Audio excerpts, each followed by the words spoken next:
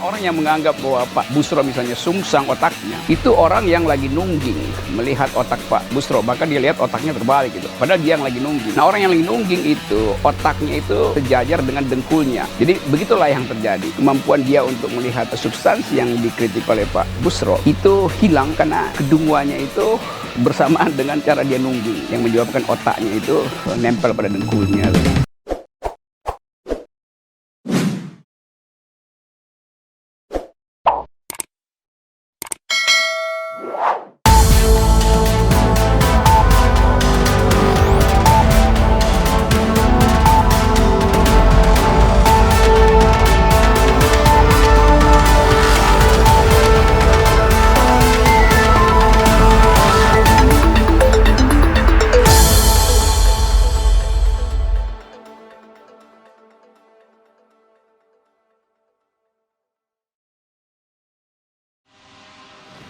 Oke, soal KPK. Tapi saya ucapin dulu selamat atas terbentuknya Ukhuwah Youtubia melalui inisiatif dari Khalifah Harun Ar-Refli yang berupaya untuk tetap mempertahankan forum publik, karena ILC udah nggak ada, jadi kita anggap aja ini ada ILC Perjuangan. No Refli, no fly. Ini soal KPK. Jadi kalau orang menganggap bahwa KPK itu memang dibunuh pelan-pelan, sebetulnya dibunuh pelan-pelan oleh kekuasaan, kita bisa lihat jejak pembunuhan itu sejak 2-3 tahun yang lalu. Indikasi itu sudah berlangsung, dan yang terakhir tentu adalah gagalnya upaya kita untuk minta Mahkamah Konstitusi untuk membatalkan undang-undang itu. Dan ini menunjukkan bahwa Mahkamah Konstitusi memang juga buta huruf terhadap judicial activism itu. Karena judicial review itu seharusnya juga tanpa diminta oleh mereka yang punya kepentingan, Mahkamah Konstitusi harus bisa membaca naluri publik yang menghendaki KPK itu dihidupkan, bukan ditenggelamkan. Jadi dengan cara yang sama, Mahkamah Konstitusi juga ikut menenggelamkan KPK. Karena seolah-olah menganggap bahwa itu hukumnya begitu.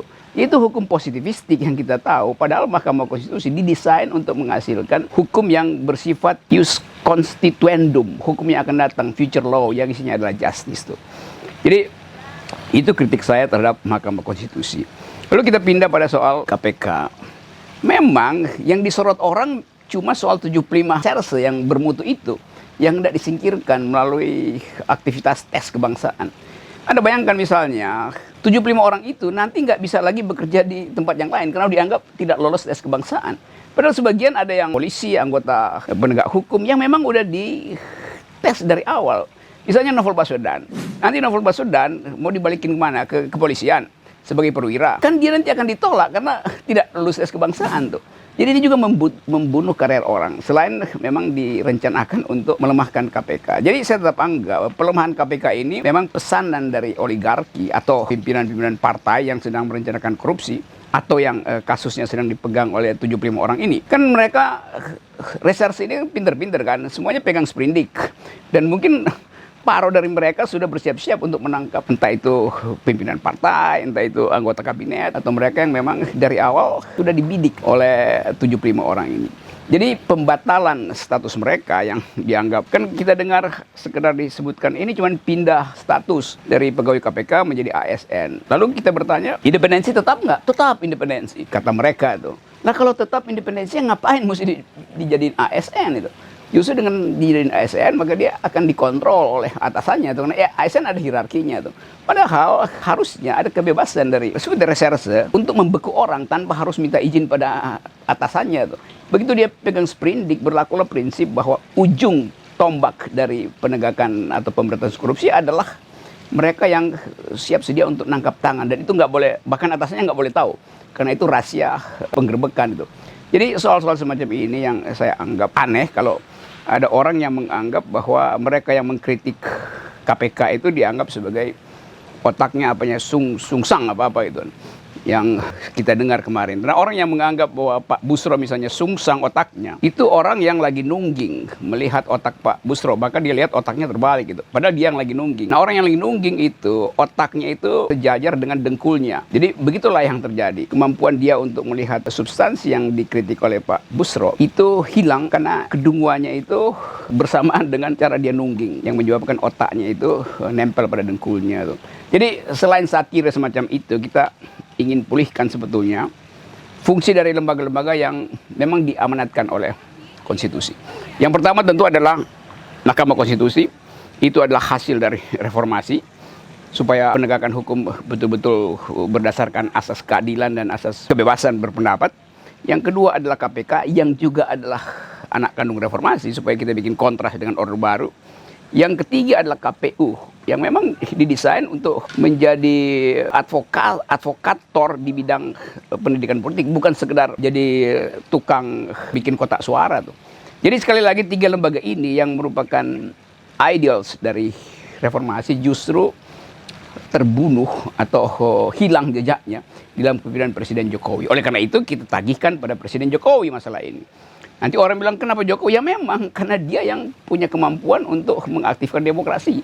Dan jangan lupa Presiden Jokowi itu masuk ketika Indonesia udah demokrasi itu. Bukan Presiden Jokowi yang bikin demokrasi. Karena itu pelemahan demokrasi hari ini seharusnya memang harus ditagihkan pada Presiden Jokowi. Mengapa di era Jokowi demokrasi menurun? Jadi kalau ada pembela-pembela istana masih ngoceh, demokrasi dihidupkan oleh Jokowi. Nah itu konyol dan dungu. Karena demokrasi sudah ada, baru Jokowi masuk dalam sistem ini. Jadi saya kira itu, dan sekali lagi selamat atas forum baru ini yang akan mengolah isu publik dan kita sodorkan itu sebagai alternatif pikiran bagi rakyat Indonesia yang menginginkan informasi yang terbuka, informasi yang tidak diedit, informasi yang betul-betul datang dari pikiran akal sehat. Salam akal sehat. Halo netizen dan pemirsa akal sehat seluruh Indonesia. Ini ada forum baru namanya Cangkir Opini, yang singkatan dari berbincang, berpikir dan beropini, diasuh oleh No Refli No Fly oleh Refli Harun. Selamat mengikuti dan aktifkan akal sehatmu supaya bisa mengikuti minum bersama di Cangkir Opini. Salam akal sehat.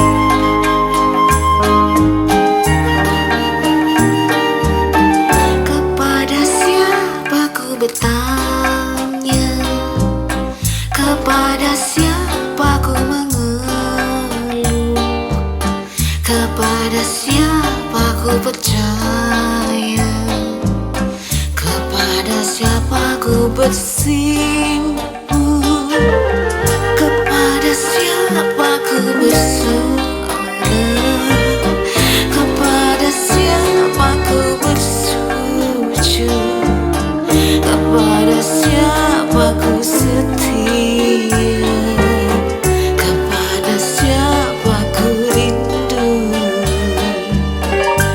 Allahumma berserah diri kepadamu.